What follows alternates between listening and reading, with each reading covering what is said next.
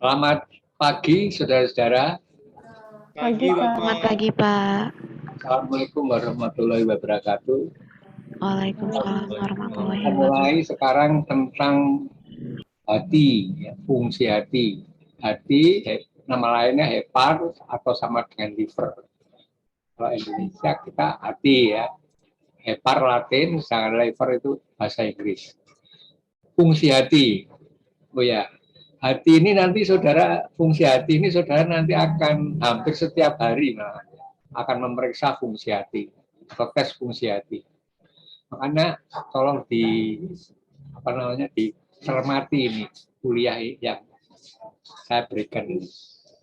Akan saya kasih 2 hari, sekarang ini dan minggu depan. Akan saya review lagi yang lebih jelas lagi atau lebih mendetail. Hari ini mungkin masih garis besar saja dulu. Fungsi hati secara garis besar ada 3 itu. Nah, besarnya 3, tapi kalau diuraikan panjang lebar nanti. 1, fungsi hati mengatur metabolisme. Metabolisme seluruh tubuh ini yang mengatur itu hati. Karena tidak semua jaringan bisa melakukan metabolisme kalau tidak dibantu oleh hepar. Hepar ini tempat atau pusat metabolisme seluruh tubuh kita. Jadi kesimpulannya tidak semua sel tubuh kita itu bisa melakukan metabolisme kalau tidak dibantu oleh hepar.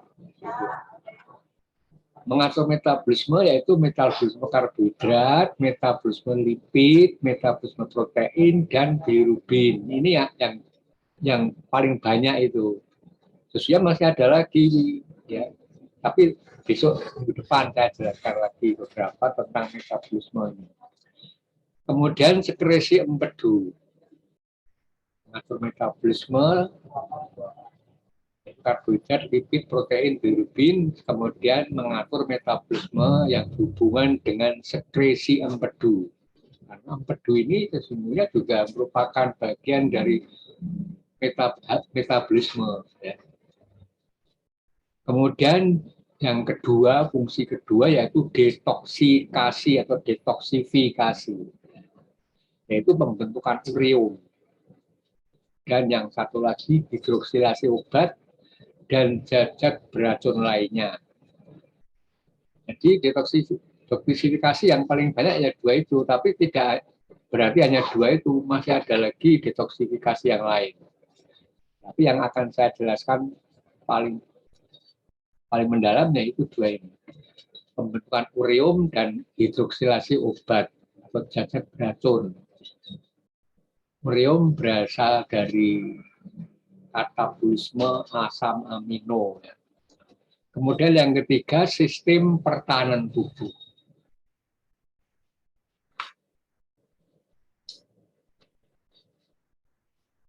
Kemudian ureanya ini urean juga masih garis besar, belum sampai mendetail. Nah, fungsi metabolisme karbohidrat misalnya saja meliputi A. Glikogenesis. Ada istilah genesis ya. Semua yang pembentukan, mau arti pembentukan itu genesis. Glikogenesis berarti pembentukan glikogen dari glukosa. Glukosa ini merupakan unit tunggal dari glikogen. Sedangkan glikogen merupakan rantai dari glukosa. Kemudian glikogenolisis, ya, semua yang pakai lisis itu berarti perombakan. Glikogenolisis perombakan glikogen dari glukosa. Tadi sudah dibentuk, tapi kemudian dirubah lagi menjadi glukosa. Jadi glikogen ini merupakan simpanan sementara. Nanti kalau diperlukan lagi, kemudian dirubah lagi menjadi glukosa karena sel-sel hanya bisa membakar glukosa atau metabolisme glukosa. Kemudian gluko ya, gluko itu glukosa maksudnya. Gluconeogenesis. Pakai U ini di sini bukan pakai I ya. gluconeogenesis, lihat tulisannya. Nanti pembentukan glukosa, tapi bukan dari karbohidrat. Kalau tadi itu kan yang A sama B itu tadi asalnya dari glukosa, karbohidrat semuanya. Glikogen dan glukosa ini isinya karbohidrat, merupakan bagian atau merupakan karbohidrat. Tapi kalau ini gluconeogenesis membuat glukosa juga, tapi bukan dari karbohidrat. Misalnya dari asam amino atau dari asam lemak. Kemudian yang kedua, fungsi metabolisme lipid. Lipid itu lemak. Ketogenesis. Nah, pakai genesis juga kan, berarti pembentukan benda keton. Mungkin saudara belum pernah mendengar keton itu apa? Ini bukan ketan ya, keton. Keton. Benda keton itu ada 3, yaitu aston, beta hidroksibutirat, dan asetoasetat. Tiga senyawa ini namanya benda-benda keton. Asalnya dari mana? Asalnya dari katabolisme asam lemak. Jadi kalau jaringan mau memakai atau memakai asam lemak langsung tidak bisa. Harus dijadikan benda keton dulu baru bisa digunakan oleh jaringan ekstra hepatik. Yang bisa melakukan pembakaran asam lemak ini hanya otot ya, dan hepar. Karena dua organ atau dua jaringan ini yang bisa membuat benda keton. Tapi jaringan-jaringan yang lain tidak bisa. Harus menggunakan asam lemaknya itu harus dirubah dulu menjadi benda keton. Itu akan saya jelaskan lebih rinci lagi. Yang kedua, atau B, kolesterologenesis. Ya, pakai genesis itu berarti pembentukan kolesterol. Kolesterol itu dibentuk juga oleh hati. Kolesterol itu disintesis di hati. Jadi walaupun kita tidak makan kolesterol, ya kolesterol itu selalu ada terus dalam keadaan keseimbangan. Kolesterologenesis, pembentukan kolesterol. Dan yang C, katabolisme. Nah, katabolisme ini perombakan atau pembentukan, merubah sesuatu zat menjadi zat baru. Katabolisme kolesterol. Kolesterol itu tadi dibentuknya di hati, tapi kemudian diurai lagi di hati juga menjadi garam asam empedu. Garam ya, ingat ini garam. Soalnya nanti saudara akan ketemu lagi dengan asam empedu. Nanti pigmen empedu ya, akan ketemu lagi dengan pigmen empedu, ini sini garam. Katabolisme kolesterol itu menghasilkan garam asam empedu. Kemudian yang keempat, katabolisme lagi, katabolisme steroid. Nah, tadi itu kolesterol itu nanti kalau sudah digunakan oleh jaringan yang menggunakan kolesterol, membutuhkan kolesterol itu akan dijadikan hormon, biasanya hormon kelompok steroid. Nanti hormon-hormon ini juga mengalami katabolismenya di hepar. Steroid ini biasanya hormonnya aldosteron, testosteron. Nah, pakai steroid itu hormon steroid. Kemudian yang kelima atau E, penyimpanan vitamin yang larut lemak. Vitamin A, D, E, K ini larut lemak, disimpannya di hepar. Kemudian yang fungsi yang ketiga, fungsi metabolisme protein. A, sintesis protein plasma, yaitu albumin dan globulin. Jadi albumin dan globulin ini disintesisnya di hati. Tidak ada jaringan lain yang bisa mensintesis albumin globulin kecuali hati.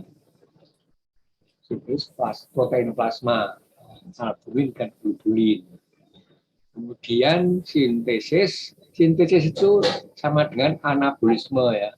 Kalau katabolisme perubahan, anabolisme itu sintesis. Sintesis faktor pembekuan darah. faktor pembekuan darah ini banyak. Faktor pembekuan pertama itu fibrinogen. Faktor pembekuan yang kedua itu protrombin. Faktor pembekuan yang ketiga ini dulunya dikiranya ikut proses pembekuan darah, tapi ternyata tidak, kemudian dikeluarkan. Faktor pembekuan darah yang nomor 4 itu ion kalsium, dan seterusnya sampai 12. Nanti saudara akan ketemu faktor-faktor pembekuan darah pada mata kuliah hematologi. Kemudian yang C, sintesis lipoprotein. Sesuai dengan namanya, lipoprotein berarti protein yang mengangkut lipid. Yang protein pengangkut lipid ini namanya apoprotein. Protein pengangkut lipid namanya apoprotein. Ya, apoprotein yang sudah membawa lipid namanya lipoprotein. Gitu. Fungsi metabolisme bilirubin. Metabolisme bilirubin indirect menjadi direct ini di hati. Tidak ada jaringan lain yang bisa berubah bilirubin indirect jadi direct kecuali hati. Nah, ini menjadi pigmen empedu. Kalau tadi asam empedu dari kolesterol, kalau pigmen empedu dari bilirubin indirect. Nah, ini besok akan saya jelaskan lagi dari mana bilirubin indirect itu menjadi direct. Saya jelaskan minggu depan. Karena ini nanti saudara pasti selalu akan memeriksa bilirubin indirect, direct, total, bilirubin. Kemudian fungsi detoksikasi atau detoksifikasi sama saja. Pembentukan ureum dari amonia. Nah, amonia ini toksis terhadap susunan saraf pusat supaya tidak beracun oleh hepar dijadikan ureum yang kurang beracun. Tidak berarti ureum tidak beracun, tapi kurang beracun kalau dibandingkan dengan amonia gitu. Dan nanti akan dibuang ke urin. Amonia ini merupakan potongan dari asam amino. Asam amino ini mengandung gugus amin. Kalau dipotong menjadi amonia, mengalami deaminasi menjadi deaminasi terbentuk amonia. Ya, kemudian hidroksilasi obat dan zat toksik lainnya. Hidroksilasi obat ini yang sering dilakukan oleh hepar karena hepar memiliki enzim yang namanya sitokrom P450. Kalau ada yang belum mendengar, tolong dicatat itu ya. Nah, hidroksilasi obat ini enzimnya khusus, yaitu namanya sitokrom P450 yang dimiliki oleh hepar. Selain organ tidak punya. Selain hepar.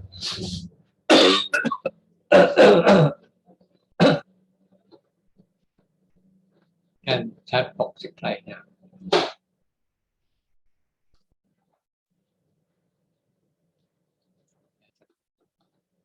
Karena mekanisme detoksikasi ini bisa dengan hidroksilasi, bisa dengan yang lain, misalnya metilasi, sulfasi, dan sebagainya, atau glukuronidasi, itu menjadi benda yang tidak toksis, atau zat yang tidak toksis.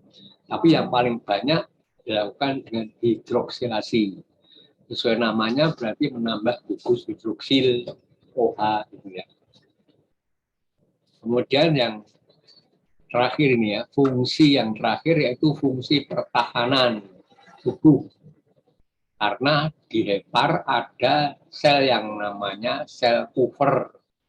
Sel Kupffer ini, Kupffer nama penemunya. Sel Kupffer ini termasuk sel makrofag. Sel makrofag asalnya dari monosit. Gitu, ya. Kalau masih dalam peredaran darah namanya monosit. Tapi kalau kemudian masuk nempel di sinusoid ini, nah, namanya sel Kupffer terusan. Nah, termasuk makrofag yang bisa membunuh atau memakan kuman yang beredar dalam darah. Sinusoid ini ada dalam globulus hepar. nanti akan sampai. Ini minggu depan akan saya jelaskan lebih mendalam lagi. Kemudian struktur anatomi hepar. Ini. Lalu saudara pahami benar ini struktur anatomi hepar. Hepar ini termasuk organ yang paling besar dan juga mempunyai banyak fungsi. Fungsinya banyak tadi itu ya. Warna coklat, beratnya sekitar 1,5 kilogram. Letak di dalam rongga perut atas di sebelah kanan. Saudara bisa meraba ini. Atas kanan. Di bawah diafragma. Permukaan atasnya cembung. Yang bawah tidak rata. Tidak rata. Ada visura transversus. Visura itu celah yang melintang. Transversus itu melintang. Visura longitudinal berarti ini yang atas bawah itu. Longitudinal memisahkan belahan kanan dan kiri bagian atas hati. Yang kanan dan kiri tapi bagian atas. Dekat diafragma. Ya. Di situ terdapat ligamentum falciformi. Ligamentum falciformi ini waktu masih janin asalnya dari ductus venosus arantii dulu itu nggak salah waktu anatomi kita pernah kan dulu anatomi tentang apa itu sistem sirkulasi itu dulu ada ductus venosus arantii. Ya, ini jadinya ligamentum falciformi. Ligamentum itu ya seperti tali itu. Dulunya ada merupakan pembuluh darah itu. Ductus saluran. Sehingga hati terbagi jadi 4 belahan. Lobus kanan, lobus kiri, lobus caudatus, dan lobus quadratus. Nah, bentuknya segi 4. Permukaan hati diselimuti peritoneum visceral. Jadi peritoneum visceral ini yang nempel di hati. Kemudian nanti akan ke belakang menempel pada dinding perut bagian dalam itu nanti jadi peritoneum parietal. Kecuali bagian posterior itu ya, karena dia melengkung dari visceral menjadi parietal yang melekat pada diafragma. Bawah peritoneum ada jaringan, di bawahnya peritoneum maksudnya ada jaringan ikat padat yang namanya kapsula glison. Glison juga nama orang yang namanya. Nah, kapsula glison pada hilus melanjutkan diri ke dalam massa hati sehingga membentuk kerangka untuk tabang-tabang vena porta dan arteria hepatika serta saluran empedu.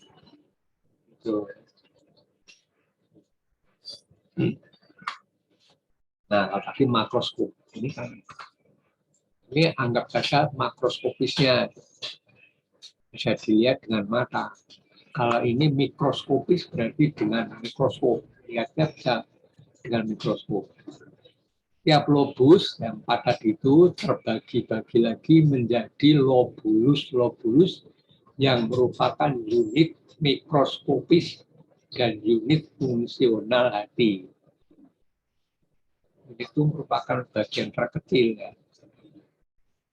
Mikroskopis hati dan juga unit fungsional hati. Jadi fungsi hati yang tadi itu kita sebutkan tadi itu besarnya ada 3 itu ada semua fungsinya di dalam satu lobulus. Satu lobulus itu lengkap fungsinya ada di dalam hati yang sudah kita jelaskan. Tiap lobulus bentuknya lempeng heksagonal, segi 6 ya, heksagonal. Terdiri dari hepatosit. Jadi di dalam lempeng tadi itu, lempeng heksagonal tadi itu terdapat sel-sel hepar atau hepatosit. Hepatosit bentuknya kubus, tersusun radial, ya, gitu ya, mengelilingi suatu vena yang namanya vena centralis, ya, sentral di pusat di tengah, atau nama lainnya intralobulus, dalam lobulus. Kemudian nanti akan keluar dari lobulus, menyatu dengan lobulus yang lain bentuk vena lagi. Antar sel dalam lempeng terdapat kapiler yang namanya sinusoid. Jadi sinusoid ini sesungguhnya merupakan kapiler, ruangan. Sinusoid itu menyerupai ruangan. Yang pakai oid itu artinya menyerupai. Dalam sinusoid mengalir darah dari kapiler vena porta maksudnya, dan kapiler arteria hepatica. Ada dua apa namanya saluran, dari vena dan dari arteri. Vena porta ini darahnya dari usus, dari organ dalam perut, dan arteria hepatica ini arteri, cabang dari aorta abdominalis. Dinding sinusoid terdapat sel puffer. Tadi sudah saya jelaskan, asalnya dari monosit kemudian menempel di dinding sinusoid menjadi sel makrofag yang disebut sel puffer. Sel yang bisa memakan sel fagositik sebagai pertahanan terhadap invasi bakteri atau agen yang toksik. Jelas ya? Selain sinusoid, terdapat kapiler empedu. Dan lobulus tadi juga ada kapiler empedu yang namanya canaliculi biliveri. Kanal kecil itu canaliculi. Kanal yang besar ya kanal ya.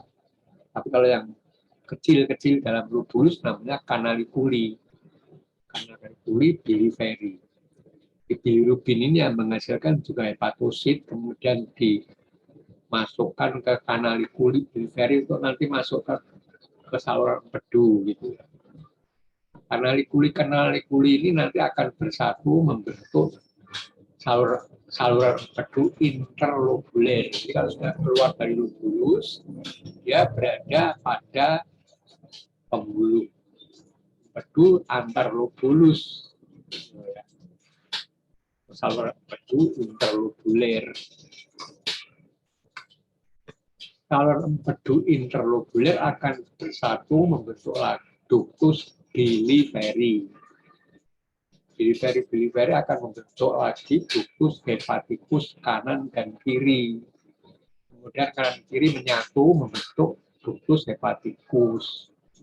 Ductus hepaticus masuk ke kandung empedu melalui saluran yang namanya ductus cysticus. Kandung empedu kemudian nanti dari kandung empedu ini nanti empedunya akan keluar ke ductus cysticus lagi lewat situ. Kemudian ke ductus choledocus bersatu dengan ductus pancreaticus dari Wirsung pada ampula pateri. Ampula pateri itu suatu pembesaran dari ductus choledocus. Ductus choledocus itu membesar gitu, bentuk ampul, ampul kan besar. Nah, di situ di ampula pateri itu bermuara ductus pancreaticus wilsongi, tentunya juga dengan ductus choledocus nyatu di situ. Kemudian bermuara pada duodenum lewat lubang yang namanya lumen duodenum. Lumen ini saluran ya, saluran. Lumennya namanya sphincter ODI ya. Lubang muara dari ampula pateri itu namanya sphincter ODI. Sphincter itu bisa membuka, bisa menutup, bisa membuka, bisa menutup karena mulutnya itu, muaranya itu ada otot polos sirkuler. Ya kontraksi mengkerep menjadi tertutup. Ya relaksasi menjadi terbuka. Seperti sphincter pilurus, buka, tutup, buka, tutup.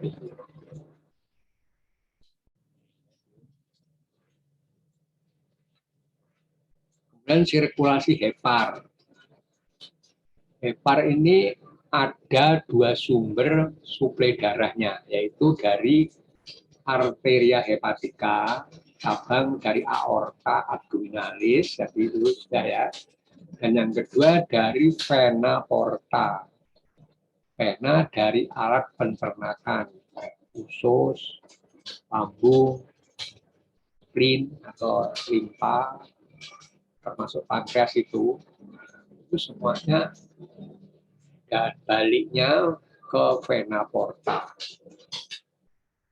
Jadi sepertiga dari arteria hepatica, darah, jumlah volume darah itu sepertiga dari arteria hepatica dan 2/3 dari vena porta. Volume total lewat hati per menit sekitar 1.500 cc. Vena centralis, ya vena centralis itu yang tadi yang di tengah-tengah tadi itu, setelah keluar dari lobulus akan menyatu membentuk vena sublobularis. Vena sublobularis itu sesungguhnya vena interlobularis juga. Kemudian vena sublobularis akan bersatu menjadi vena hepatica kanan dan kiri. Kemudian menyatu kanan kiri tadi untuk vena hepatica dan nanti bermuara pada vena cava inferior. Dan nanti ke jantung, peredaran darah kecil, kemudian sistem peredaran darah besar.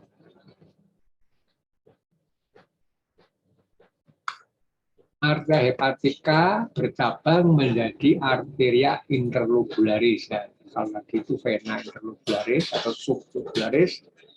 Nah, kemudian menjadi KPG, arteria hepatica itu bercabang menjadi arteria interlobularis, kemudian bercabanglah dari kapiler masuk ke sinusoid sama-sama dengan kapiler dari vena porta. Jadi di sinusoid terdapat campuran darah vena porta dan darah dari arteria hepatica, darah vena dan darah arteri campur di sinusoid. Sinusoid itu nanti akan bermuara pada vena centralis gitu ya. Jadi dalam sinusoid terjadi percampuran itu tadi. Dari sinusoid darah masuk ke vena centralis, kemudian vena centralis keluar dari lobulus membentuk vena sub atau interlobularis. Vena hepatica kanan kiri, kemudian vena hepatica dan seterusnya. Nah, ini gambar anatomi hepar dari belakang. Ya kan kelihatan di sini ada empedu, kandung empedu di sini.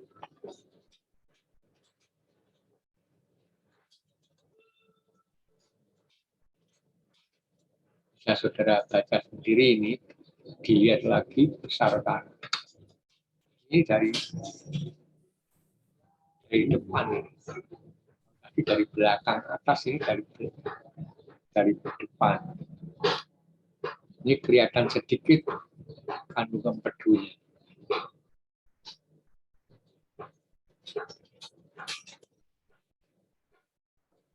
Ligamentum falciforme ini asalnya dulu dari apa namanya? Ductus venosus arantii. Dari vena umbilicalis lagi, vena umbilicalis, bagian kan lewat ini darahnya, sebagian besar langsung ke vena cava inferior. Kandung empedu, nah, ini sudah mau selesai. Kandung empedu, sekarang kandung empedu ya, kan bentuknya seperti kantong, ya, bentuknya alpukat. Alpukat ini kan banyak sehingga saudara tidak akan pangling ya, pangling apa? Bentuknya alpukat, buah alpukat. Letak bawah lobus kanan hati. Letaknya di kanan lobus kanan ya, bukan kiri. Empedu disekresi hati tiap hari. Empedu ini selalu ada terus tiap hari. Nanti minggu depan saya jelaskan asal dari empedu. dan dialirkan ke kanalikuli biliveri tadi itu ya. Kemudian bersatu dalam ductus biliveri. Kemudian bersatu membentuk ductus hepaticus kanan kiri, kemudian ductus hepaticus communis, kemudian bercabang dengan ada yang masuk ke ductus cysticus, terus ke kandung empedu dulu. Tapi ada yang lurus, yaitu ductus polyductus. Jadi ada persimpangan di situ ya. Nah, ductus hepaticus communis ini,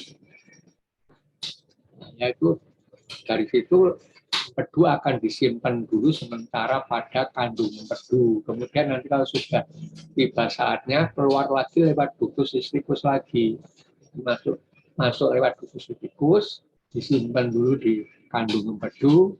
Kemudian pada suatu saat nanti kalau diperlukan, kemudian dikeluarkan lewat ductus cysticus lagi, masuk ke ductus polyductus.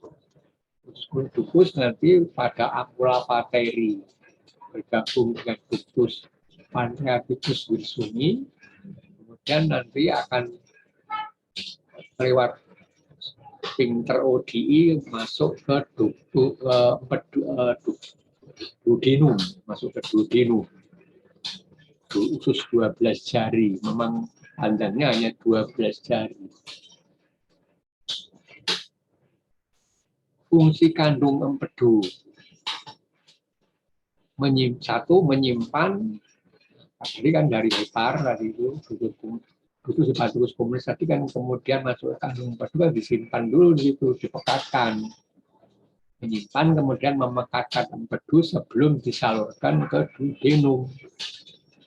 Volume kandung empedu ini sekitar 45 cc. 45 cc. Yang kedua, secara berkala ini tidak terus setiap saat. Nanti kalau suatu saat diperlukan, yaitu di dalam duodenum terdapat makanan. Kalau di situ kosong ya tidak ada empedu di situ. Nanti kalau ada makanan di duodenum, baru dikeluarkan empedu itu.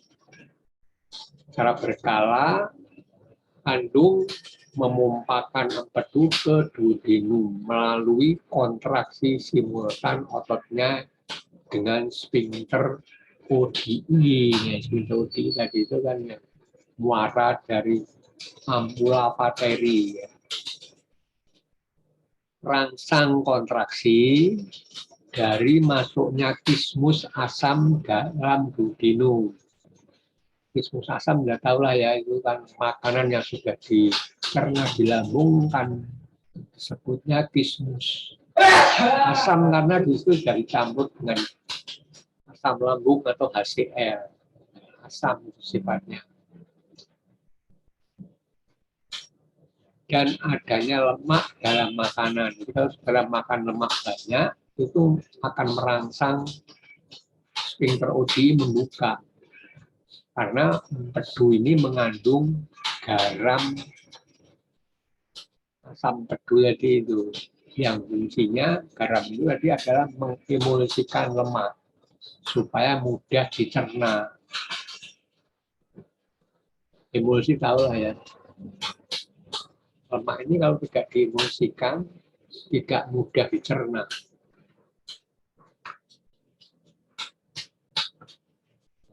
Pankreas, empedu dibahas sebentar ya. Empedu yang sebentar, ya. Pankreas. Pankreas itu bentuknya memanjang dan ramping. Panjangnya 6 inci. Panjangnya. Lebarnya hanya 1,5 inci. Letaknya retroperitoneal. Dibagi berdasarkan retro itu artinya begini. Ini ada gambarnya. Saya sudah punya file saya ini, saudara bisa tahu. Nah, ini perut, penampang perut ini. Penampang perut pada ya perut gitu. Saudara bisa melihat sini ya. Ini adalah stomach itu gaster atau ventriculus. Ventriculus ini dibungkus oleh peritoneum yang membungkus organ ini. Nah, seperti ini apa? Ini ada spleen ya, berarti ini limpa. Limpa ini dibungkus juga. Kemudian di sini ada pembuluh darah, arteria hepatica, vena porta, saluran empedu. Kemudian di sini kita bisa lihat ini, vena cava inferior. Ini ginjal. Ya, kanan ginjal kiri. Nah, ini yang membungkus organ-organ di dalam perut ini rongga perut. Maksudnya ini peritoneum yang visceral itu yang membungkus ini. Nah, kita bisa lihat ini, dibungkus kan ini, dibungkus. Ini spleen juga dibungkus. Nah, di bagian belakang ini penampang ruas tulang belakang, ruas tulang belakangnya ini. Nah, ya, di sini begini kemudian melengkung. Nah, peritoneum yang visceral, ya visceral itu melengkung di sini. Kemudian menutupi atau melapisi bagian dalam dari dinding perut nih.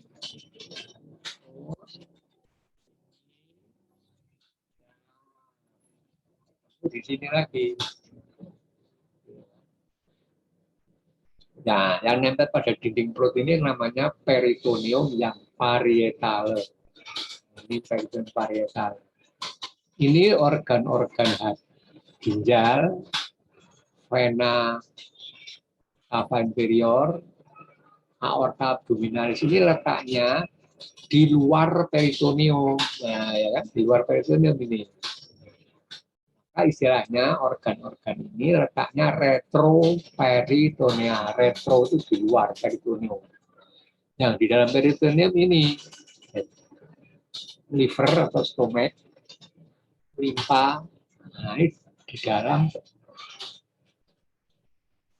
peritoneum semua ini. Ini rongganya, rongga peritoneum itu ini, yang putih ini rongga peritoneum. Masuk yang agak biru ini. Rongga peritoneum. Jadi rongga peritoneum itu antara peritoneum parietal dan peritoneum visceral. Cara membungkusnya gitu. Di rongga dada itu juga begini, jantung dan paru-paru itu dibungkusnya oleh yang paru-paru oleh pleura visceral, yang jantung dibungkus oleh apa namanya itu perikardium visceral. Kemudian meneruskan ini namanya meneruskan itu gini, meneruskan ke dinding perut. Nah, dada yang meneruskan ke dinding dada, pleura parietal. Dan yang di depan jantung perikardium parietal. Ya. Nah, dari sini saudara tahu fungsi pleura itu membungkus organ-organ dalam perut. Kalau di sini, kalau di jantung, kalau di perut disebut peritoneum visceral, dinding perut bagian dalam peritoneum parietal.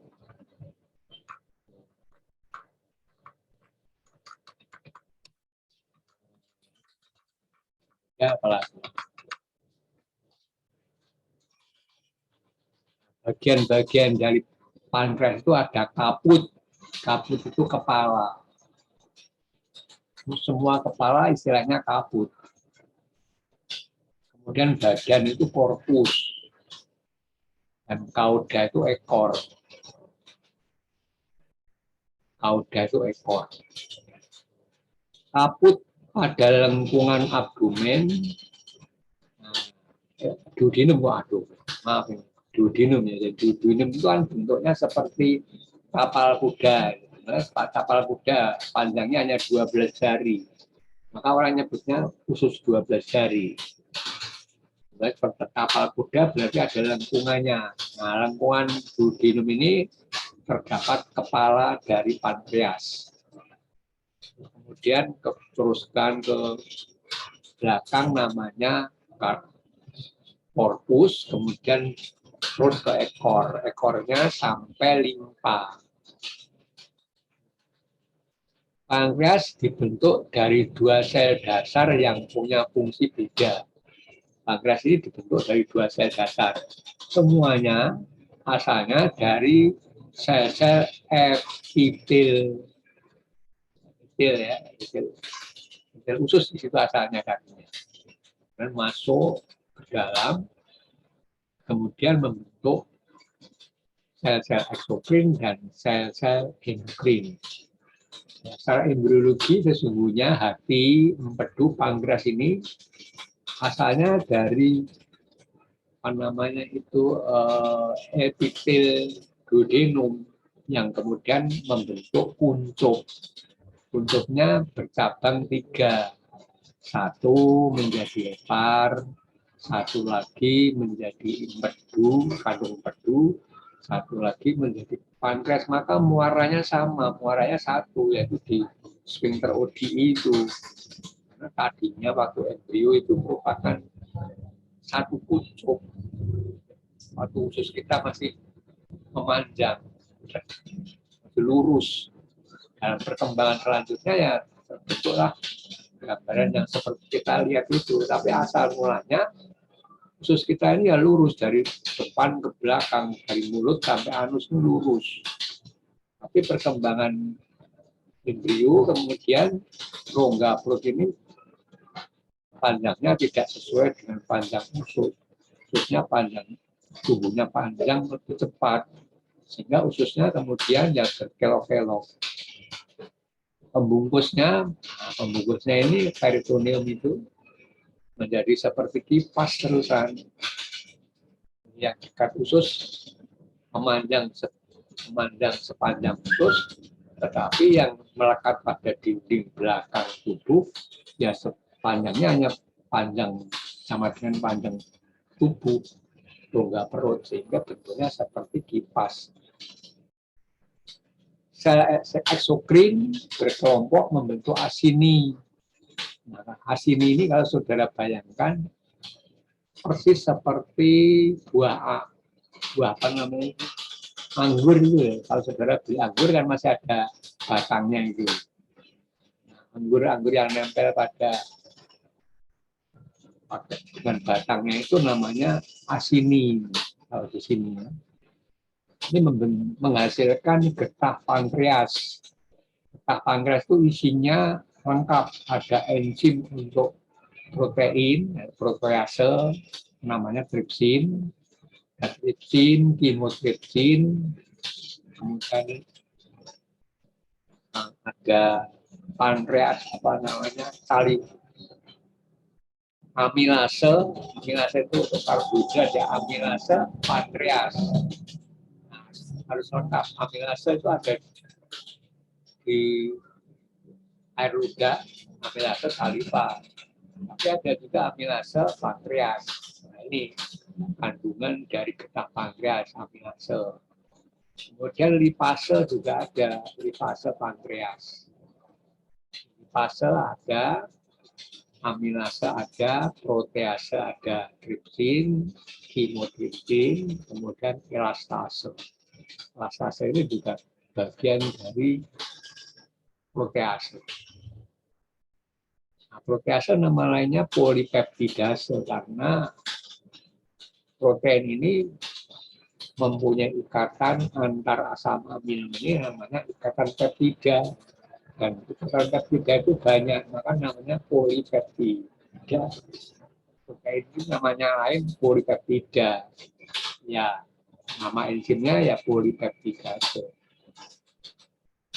Kemudian sel endokrin membentuk pulau Langerhans.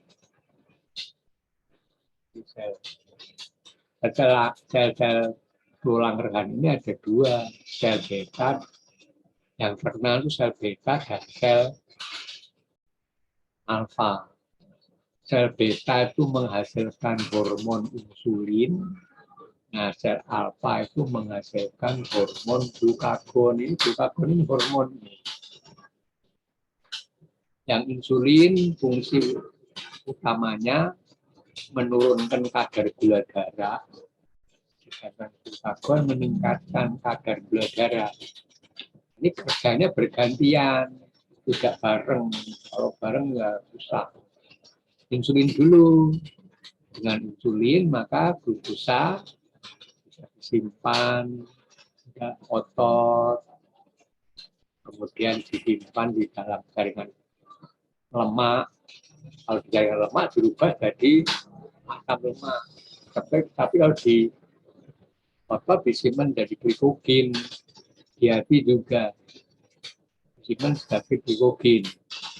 Nah, perlu saudara ketahui bahwa insulin ini kerjanya terutama di otot dan adiposa.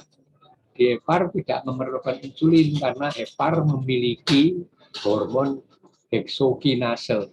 Tanpa insulin, glukosa langsung masuk hepar. Hepatosit, ya, langsung masuk hepatosit tanpa bantuan insulin. Tapi kalau otot dan adiposa berperan untuk membantu memasukkan glukosa ke dalam sel otot dan sel adiposa. Otot atau poros maupun atau turi ya sama aja. Dua massa ini, massa otot dan massa jaringan lemak ini paling banyak tubuh kita ini. Di tubuh kita paling banyak adalah massa otot dan massa adiposa. Sehingga kalau misalnya kurang insulin, ya glukosa itu masih dalam darah terus. Tidak bisa memasuki sel otot maupun adiposa. Sehingga terjadilah hiperglikemia kalau kekurangan insulin. Kalau glukagon ini mengembalikan lagi glikogen yang ada disimpan tadi kembali jadi glukosa, agar supaya glukosa dalam darah tidak turun. Kalau sampai habis simpanannya, terus kemudian tubuh akan melakukan gluconeogenesis. Urutan-urutannya begitu. Selagi masih cukup glikogen, ya glikogen yang dijadikan glukosa. Tetapi kalau glikogen sudah habis, glukosa dalam darah sudah turun, nah supaya tidak turun terus, tubuh akan menyesuaikan atau hepar akan menyesuaikan membentuk glukosa dari bukan karbohidrat. Kerjalah hormon-hormon steroid, ya, glukokortikoid yang dihasilkan oleh kelenjar suprarenalis. Ada hormon yang termasuk hormon glukokortikoid, kortison, kortisol dan sebagainya itu.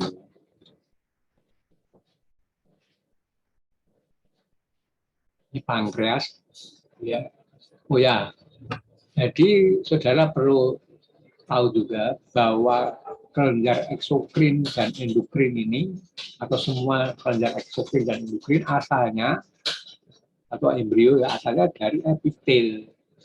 Epitel itu artinya sel-sel yang menutupi suatu permukaan.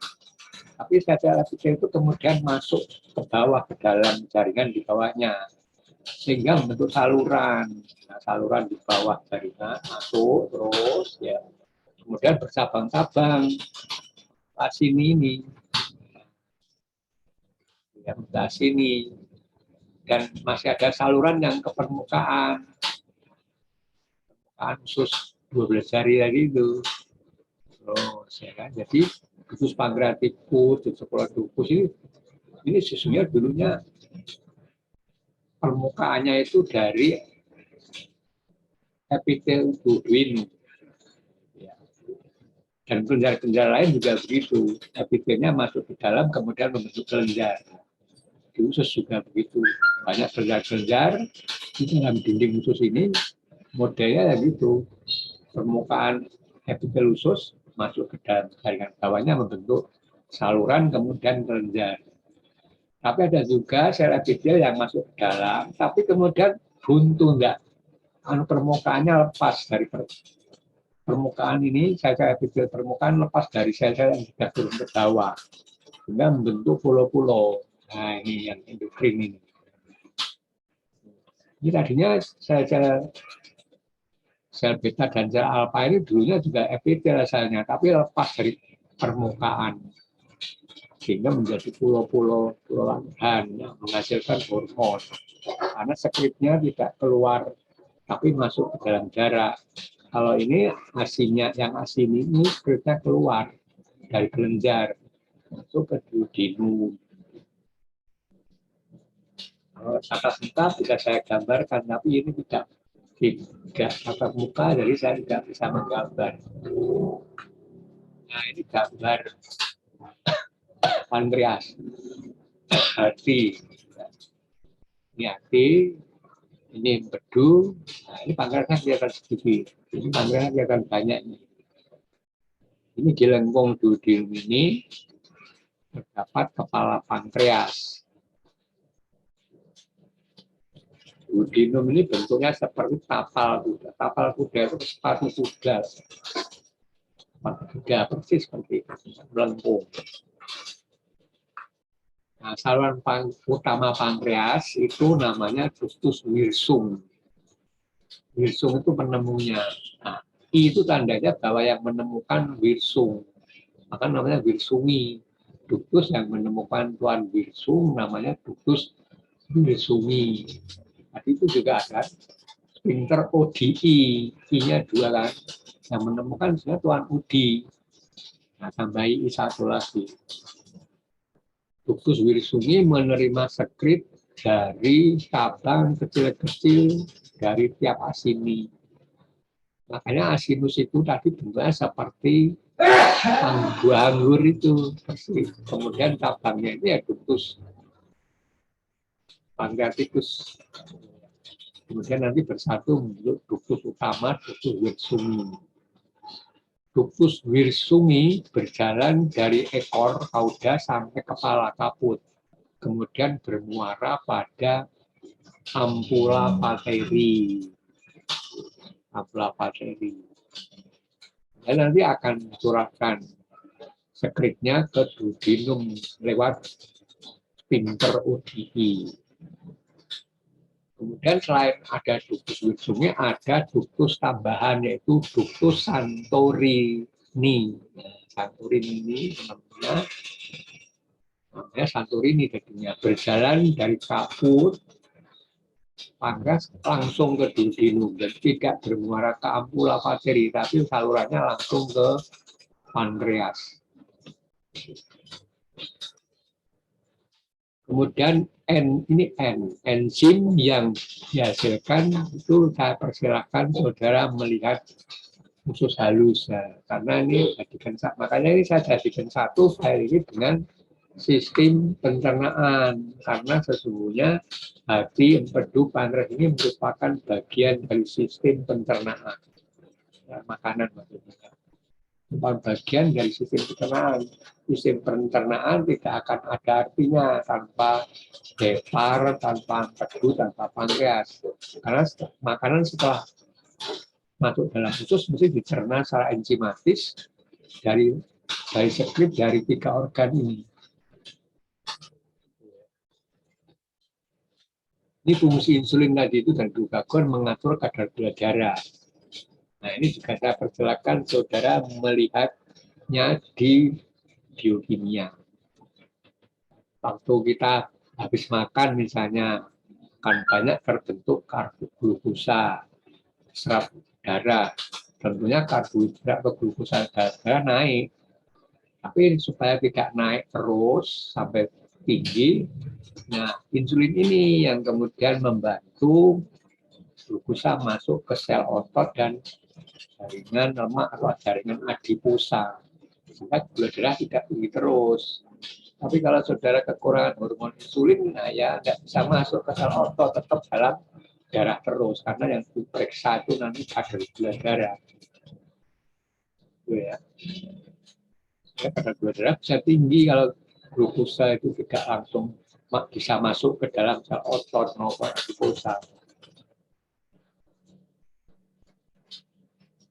Sebaliknya kalau saudara sudah jam 12 misalnya, tadi sarapannya jam 7 atau jam 8, jam 12 nah, kadar gula darahnya bisa turun kalau tidak kemudian ditambah dari simpanannya glukogen.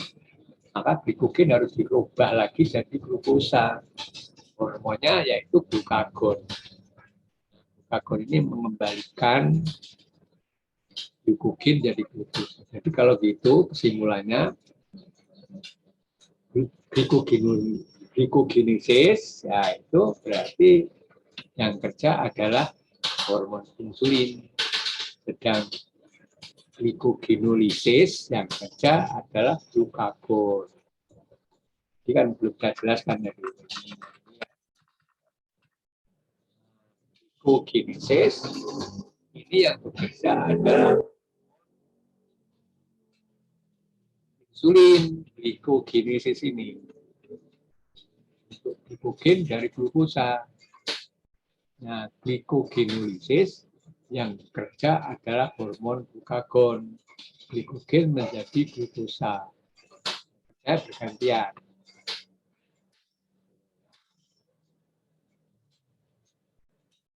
Kalau misalnya aja saudara puasa, nah saya puasa kan sampai sore baru makan, gula darah turun terus. Nah kemudian yang kerja dilakukanlah gluconeogenesis membentuk glukosa supaya glukosa tidak turun terus. Karena kalau glukosa sampai turun, saudara bisa pingsan, bahkan bisa mati. Ya, kemudian membentuk glukosa dari bukan karbohidrat, hormonnya adalah hormon kelompok gluko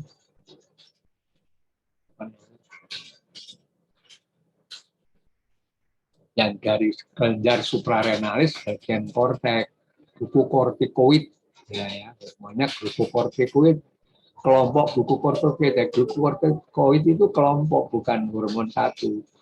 Hormonnya namanya kortison, kortisol, kortikosteroid. Kalau obatnya dalam bentuk prednison, dexamethasone ini turunan atau derivat dari hormon kortikosteroid. Disebut kortikosteroid karena dihasilkan oleh korteks adrenal dibentuk dari kolesterol. Kolesterol itu gunanya itu untuk membentuk hormon glukokortikoid. Di samping itu juga aldosteron, testosteron, ya. Estrogen ini juga dari kolesterol. Jadi glukosa dari bukan karbohidrat itu hormonnya adalah kelompok hormon glukokortikoid, ya. Dihasilkan oleh kelenjar suprarenalis.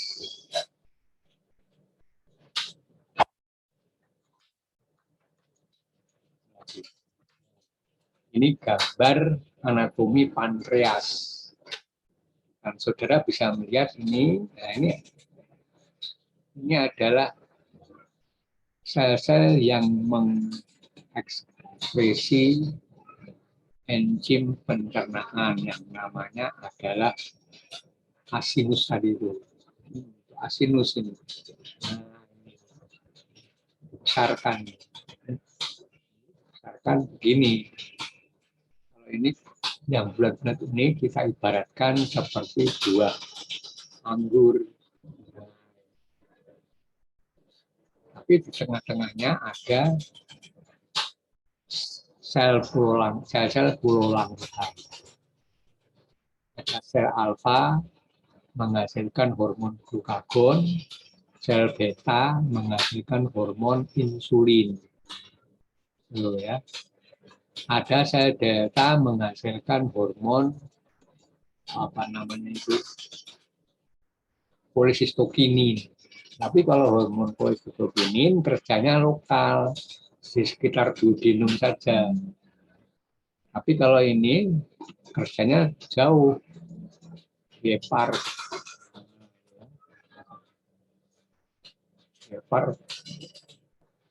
jauh kan. Kalau yang ini hanya sekitar duodenum. Yang sel delta, sel PP.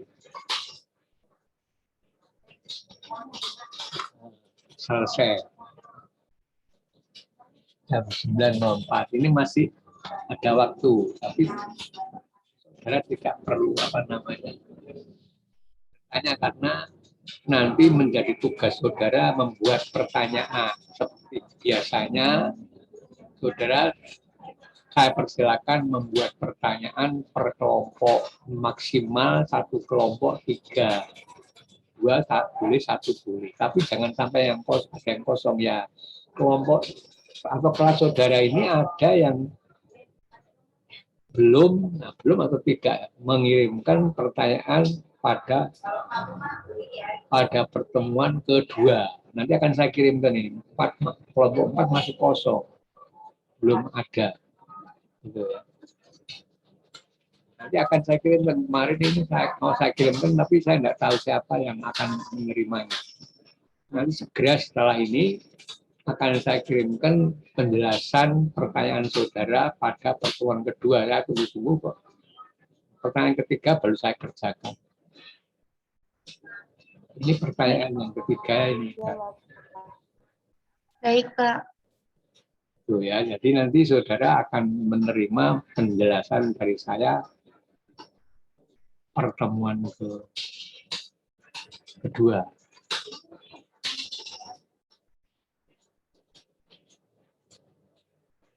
Terus kemudian apa lagi? Nah, minggu depan saya mau menjalankan tambahan atau review lagi tentang fungsi hepar. Karena tadi kan masih secara garis besar. Saudara belum tahu kan bagaimana terbentuknya bilirubin indirect, ya, belum tahu. Padahal saudara mestinya nantinya pasti akan memeriksa bilirubin indirect, direct. Kemudian kalau saudara memeriksa kok nggak ngerti itu indirect dari mana, directnya dari mana. Kemudian ada lagi metabolisme yang belum saya sebutkan tadi itu. Hepar kan tidak hanya itu metabolisme, jadi metabolisme asam laktat. Nah, gimana itu? Karena asam laktat ini juga metabolismenya di hepar. Kemudian di mana asam lemak ini? Harus dipakai kan tidak. Nanti akan saya jelaskan pada minggu depan. Karena semuanya ini akan bersangkut paut dengan pemeriksaan kimia klinik. Saudara nanti akan memeriksa darah, kandungannya. Nah, kandungan yang ada dalam darah ini asalnya dari mana kan saudara mesti harus tahu. Kemudian bisa dikaitkan dengan penyakit nanti. Itu ya. Ini sudah pukul 9 lebih 7 menit. Harusnya 9.40 ya sih. Banyak ini waktunya ini. Apa ya? Jadi jangan lupa ya tadi saudara saya bertugas lagi yaitu membuat pertanyaan maksimal per kelompok 3 pertanyaan. Ini hari Kamis paling lambat ya Minggu lah ya, Minggu atau Senin gitu. Tapi ya bareng, jangan jauh-jauh selisihnya. Kalau jauh-jauh ketinggalan mungkin malah tidak terekam lagi, belum bisa download atau apa gitu. Sehingga seperti kelompok 4 ini nanti sudah akan menerima itu tidak ada pertanyaannya. Yang ada kelompok 1, 2, 3, 5. Kemarin saya kira kelompok reguler 2, tapi ternyata setelah saya lihat punya reguler 1 yang masih kosong. Nanti akan saya kirimkan. Saudara pelajari lagi penjelasan dari saya. Nah, pertanyaan yang kemarin ini banyak penyakit-penyakitnya juga. Penyakit ini nanti saudara akan dijelaskan di mata kuliah patofisiologi, jadi di anatomi tidak usah saya tentang penyakit. Pasti nanti akan ketemu di patologi di patofisiologi. Jadi tidak usah percaya tentang penyakit dulu kalau di anatomi. Demikian juga nanti pertanyaan yang pertemuan pertemuan kelima ya. Nah, ini janganlah pertanyaan yang tentang penyakit karena anatomi. Nah, nanti kalau patofisiologi boleh juga pertanyaan penyakit. Mestinya malah kalau patofisiologi, nah, pertanyaannya tentang penyakit semua pasti. Tidak boleh yang tidak penyakit. Karena yang bukan penyakit ditanyakan di anatomi. Patofisiologi nanti bertanya. bertanya tentang patofisiologi penyakit.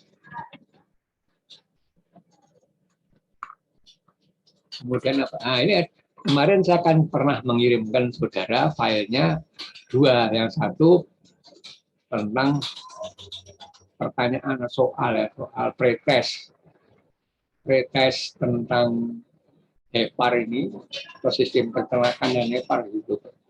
Tidak usah saudara kerjakan karena saudara tugas membuat pertanyaan. Pretestnya saudara nggak usah saudara kerjakan. Kalau mau dibaca ya silakan, karena saya kemarin kesalahan dalam mengirimkan file. Saya baca sistem peternakan itu juga tanpa melihat depannya ada pretest, tulisan pretestnya tidak kebaca. Kemudian saya kirimkan lagi materinya tentang sistem peternakan dan saya jelaskan bahwa sistem peternakan itu di belakang ada tentang HEPAR, empedu dan pankreas. Itu ceritanya.